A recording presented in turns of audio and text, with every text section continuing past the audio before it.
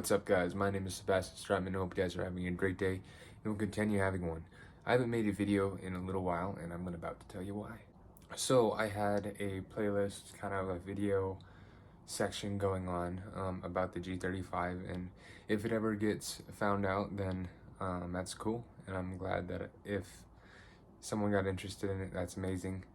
But that series is not going to be here anymore. A lot of people that could have seen my TikToks or even knew me in general in person knew that I loved my car. I loved Gengar, and that was the name of the car, or the G-Meister. I loved that car. It was probably the first car, actually it was the first car that I loved that way, to the point where it's like I wanted to do anything and everything to save it. I spent every dollar I had trying to fix it, and probably over 90 hours of work myself and paying for.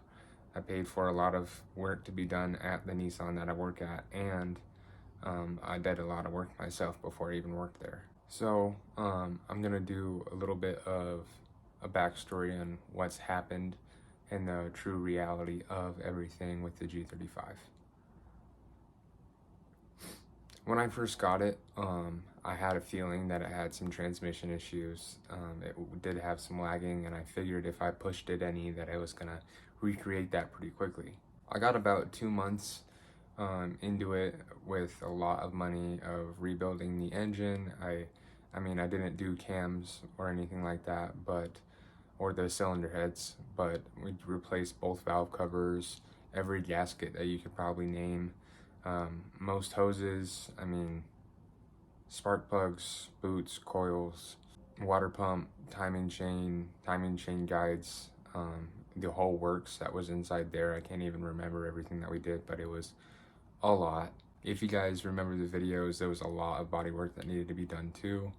I didn't show it because I was kind of embarrassed of it, but there was a lot of scratches, a lot of little tiny dents everywhere, and like the top of the car was actually colored with crayon.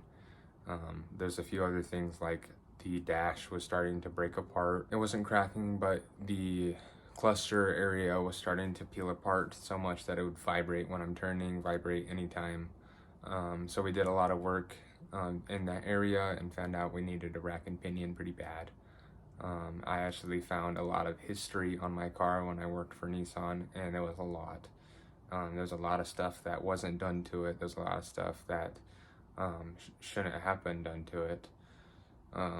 One thing is that, like, simply the passenger side window, when it rolled down, and I had 3 people look at it, including myself, and try and tear it apart, and it was confusing as hell. I have no idea what the last owner did to it, but it was nothing like the manual. It was nothing like how you should have been able to repair it. It was just all jacked. So we had nowhere to start unless we just replaced all the wiring and the motor and the regulator there. And that was just a insanely uncost-effective repair. So we ended up not doing that. The AC stopped working about the 2nd week of owning the car. I was pretty bummed about that because AC is really important to me. Even in a track car, like I was trying to make it, I still wanted AC. I run hot all the time, so I like having air blown on me constantly, you know what I'm saying? So we replaced the blower motor, a relay, and a few other things. Yeah, we did the air compressor lines, the accumulator, and all kinds of other stuff. Everything pretty much but the compressor there, because the compressor tested fine. It seemed to be working fine, and there was no issues there. We were getting power to the compressor, we just weren't getting power anywhere else. So after replacing the blower motor, we found out that that did start working, but then it just all of a sudden stopped. So we found it was a compressor relay kind of ordeal. It wasn't a relay, it's not as simple as it sounds, but it was just literally a $500 part. Even on eBay, it was $340, and that wasn't even the Infiniti part or even a Nissan part. So if I spent another $500 on the AC, I was already $1,200 in, and I don't even know if it was going to work yet. So that was the first major, I mean, that was not even the first, that was probably like the third, like, holy shit. problem that I could not fix, and it was really important to me. The first was definitely the cats. The cats had to go. We wanted to do a exhaust system, so I bought Burke's high flow cats. Right there, I made a TikTok on it. They were very expensive, but certain things happened to where I couldn't even get to the point where I could put them on. I was scared something else was gonna go on, and then I was gonna have $600-700 cats underneath my car and have to sell it for probably around that. The engine was doing good, so I wasn't really worried about that. But then I got shock leaks from all four shocks. Of course, you want to do suspension when you're modding out a car, but I did not have the money at that time, and it wasn't just the shocks anymore.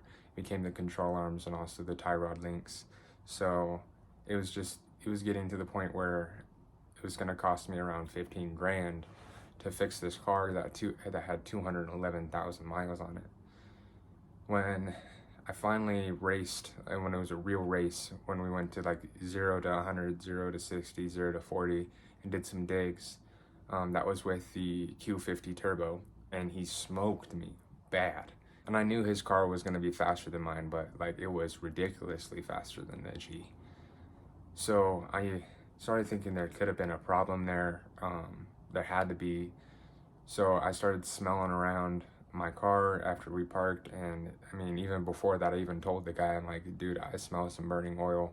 I smell something burning bad while we were racing, and we ended up cutting it a little short. We still raced for about like 40 minutes or so. I mean, it wasn't a full hour or anything like I was planning, but it was still pretty fun. But when I pulled over, I smelled transmission oil for sure. It smelled bad, and then every time I went into drive from park, it would rock the car real hard. Drive to reverse was even worse. Then it got to the point where when I put it in drive sport, it would lock it back into drive, which was really freaking weird. I tried to look up all kinds of things that what could have been going on.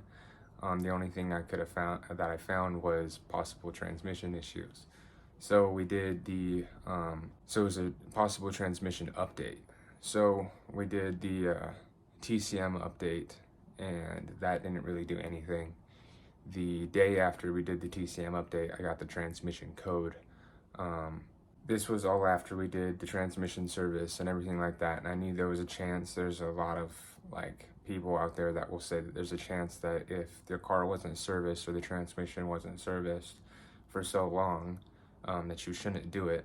But I just had faith in the last owner because he said he was a mechanic and all kinds of other shit, and there was a lot of things that were done to the car right.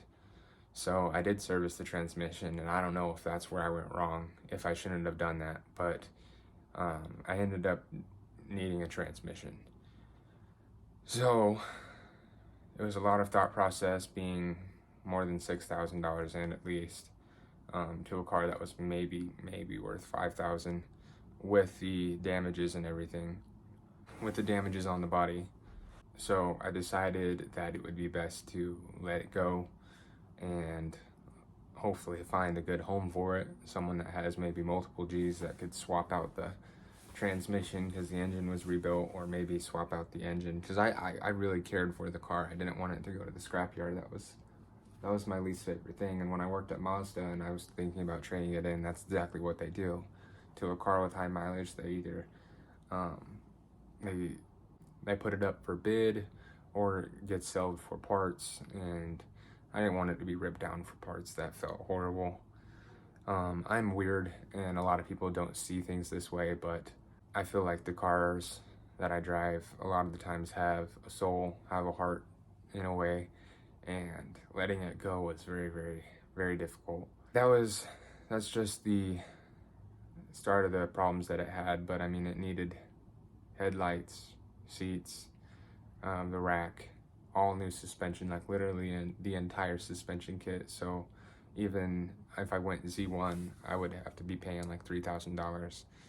It wouldn't needed tires. I mean, tires aren't a big thing. I need tires on the new car, but it was literally added up $15,000 just to get to the point where it was safe to start modding.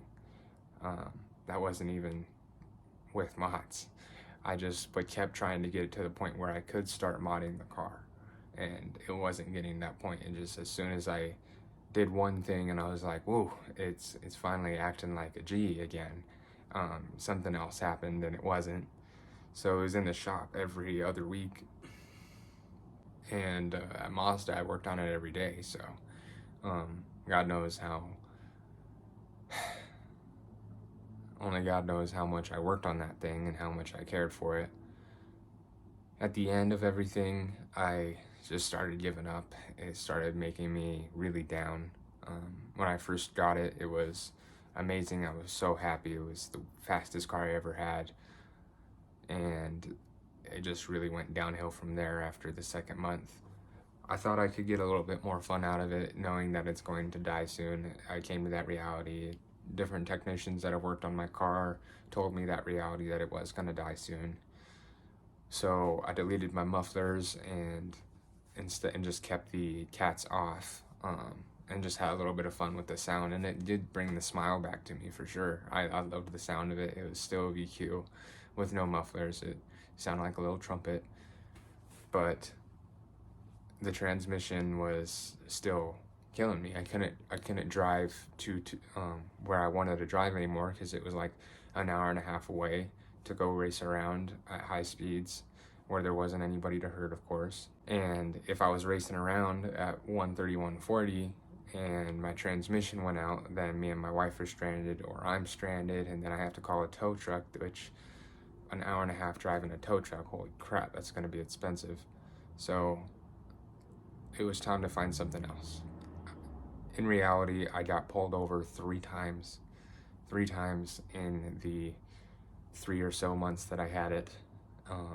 Luckily, I didn't get a ticket any of them. I got really lucky, but it was inevitably gonna happen. It was ridiculously fast for me. I always had my foot on the pedal because, I mean, there wasn't much there besides power. So how I had fun was giving it the beans, you know what I'm saying? The G35 is gone. It was sold to someone that I feel like will take care of it. They have 2 other G35s. No, they have a G35 and a G37. He's talking about swapping parts from his other one and putting it into this one. Swapping his transmission, of course. The one that he has a blown motor. So that should be a good idea for it. It's just disappointing that I had to let it go. And in a way, I know I didn't have to, but it was not. It was a money pit that was only gonna get worse. It was never gonna get better. I could finance 2 cars by the time that I was finished, even getting it to the point where I could mod the car. That was before mods. I was gonna be $15,000 in.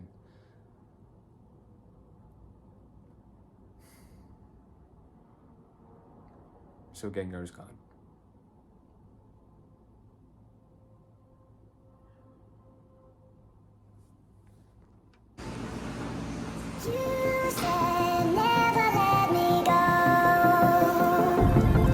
Alright, so this is right after I did my cabin